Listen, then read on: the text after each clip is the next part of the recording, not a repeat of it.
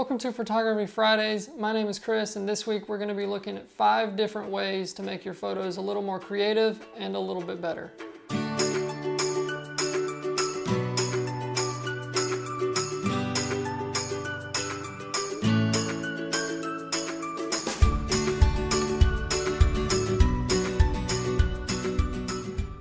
Let's not waste any time. Let's get right into it. Tip number 1 is angles. Let's take, for example, a cup of coffee. Instead of just snapping a picture of that mug of coffee, take a second and think about, is that the best angle? Should I go lower? Should I go higher? Should it be directly above it?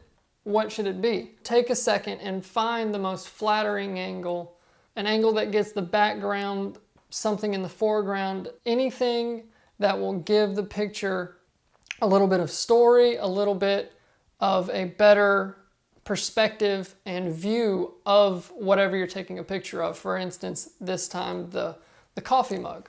If you're just taking a picture of the coffee mug by itself, it can be kind of hard to get that perfect angle because it's going to seem like, it's just standing alone, because it is, and it's just plain and by itself. So that brings us to tip number 2, and that's framing. If we take that coffee mug and we add something in the corners of the pictures or just into it, it'll give it perspective, it'll give it something around it, but not draw the focus from the coffee mug. It'll only, give the picture more depth, color. It'll add another element to it. Whether you put it in the foreground or the background, whether it's blurry or not, and make it overall a better, more well-rounded picture. Tip number 3 is going to be shoot through something. So take something that has a hole in it and literally shoot through that hole.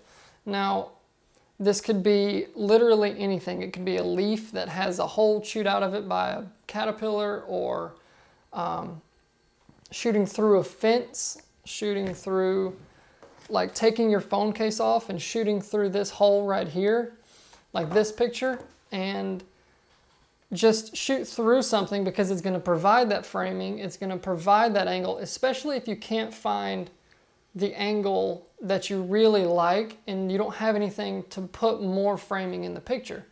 If you shoot through something, it's going to do both of those, because you're not going to really be able to tell that it's a bad angle. You're not going to be able to see what's around it because it's going to focus everything on the subject instead of the blank surroundings. So it's also going to give it a kind of a cool creative perspective where it might do something weird to the picture. Like I shot this picture through some sunglasses and it gave it kind of a flare, and it gave it 2 white lines that did exactly that. It provided framing and it gave it a new look and kind of a new angle. The 50mm lens cap that you see, I shot through the coffee mug handle, and you can still see the coffee mug and you can still see the notebook that the lens cap is leaning on, but the focus and your eyes immediately go to the lens cap, and that's the whole point. It gives it perspective, it gives it another deeper element without taking away from the subject, which was the lens cap. So shooting through something just gives it that unique kind of look, something different, something outside the box. And that's our 4th tip. Think outside the box. Do something different. Don't just shoot the first thing that pops into your head. Like I said earlier, think about it. And if you're standing, at the base of a mountain lake and there's mountains in the background and there's 15 people taking pictures of that mountain in the same angle, go walk 2 miles that way and take the picture of that same mountain and watch how your perspective changes, and add the framing, add, more to it. It's a different angle and you're doing something different. Your photo will stand out. Their photos may be super high quality, and if yours is even a little bit less quality, it'll be different, so people will see your photo. So think outside the box and do the opposite of what is normal.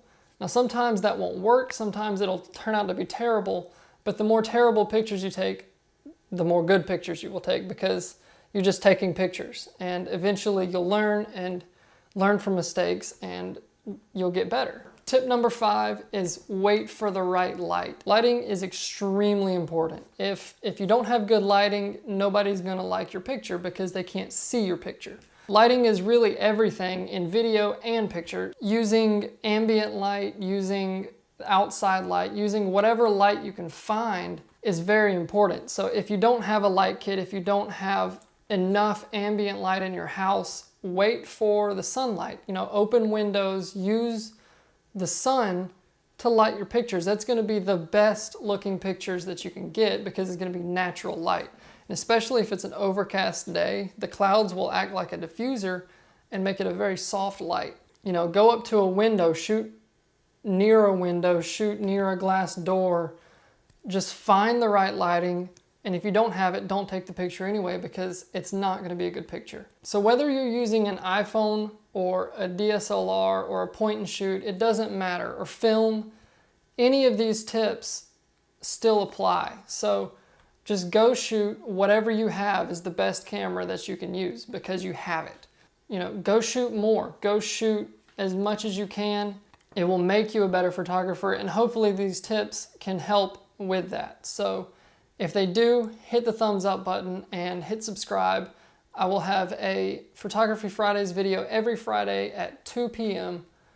Thanks for watching. See you next week. But wait, there's more. I have a bonus tip, and it's been right in front of you the whole time. And it's just take 10 seconds and think about it. Don't just snap.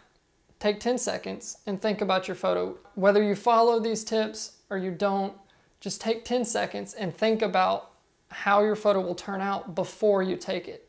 That'll let you plan and make plan A, plan B, and if it doesn't work, do something else. Try again and try again and try again until you get the picture that's in your head. And that will make you a better photographer, and that is the best way to learn, is to just go do it.